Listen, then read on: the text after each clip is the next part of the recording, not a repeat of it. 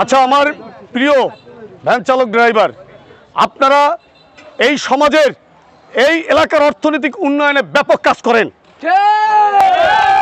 আজকে আপনাদের পরিশ্রমের কারণেই আমাদের এলাকার অর্থনীতি সচল।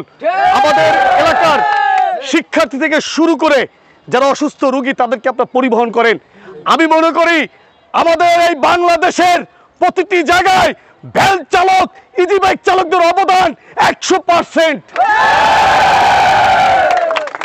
আজকে একটি অনাকাঙ্ক্ষিত ঘটনা ঘটেছে। রায়ন্দা বাজারে আপনারা ভ্যান নিয়ে প্রবেশ করেছেন। আপনারা খালি খালি প্রবেশ করেন না, আপনারা যাত্রীদের মঙ্গলের জন্য, ব্যবসায়ীদের মঙ্গলের জন্য প্রবেশ করেছেন। কিন্তু সেখানে রায়ন্দা বাজার আমরা দেখেছি সংকুচিত হয়ে আছে।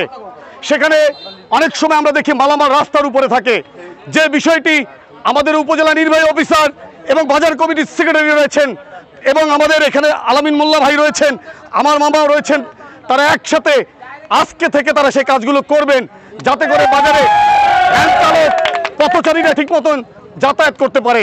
আরেকটা বিষয়, আজকে আপনাদের সাথে যে অনাকাঙ্ক্ষিত ঘটনা ঘটেছে এজন্য আমরা দুঃখিত। আজকে আমার বাজার কমিটির সেক্রেটারি তিনি দুঃখিত, আজকে আলামিন মোল্লা দুঃখিত, আজকে আমার মামা ওবায়দুল মামা তিনি দুঃখিত। বিষয়টা হচ্ছে শরণখোলা থানার অফিসার ইনচার্জ তিনি ইতিমধ্যে এই বিষয়টা অবগত হয়েছেন। তার সাথে আমার কিছুক্ষণ আগে কথা হয়েছে। তিনি বলেছেন বাজার কমিটির সেক্রেটারি নিয়ে এবং অন্যান্যদের সাথে নিয়ে তিনি একটা সুষ্ঠু এর সমাধান করবেন। তাই আপনারা বাজার কমিটির সেক্রেটারির কথার উপর আস্থা রেখে, আলামিন ভাইয়ের কথার উপর আস্থা রেখে আপনারা আপনাদের কর্মসূচি আজকে এই পর্যন্ত স্থগিত করে তারা যে পরবর্তী যে কর্মসূচি বলে বা পরবর্তী যে কর্ম পরিকল্পনা বলে আপনারা সেই দিকে নজর রাখেন। আপনারা আরেকটা বিষয়, আপনারা সবাই ঐক্যবদ্ধ থাকবেন, সবাই ভালো থাকবেন, সুস্থ থাকবেন।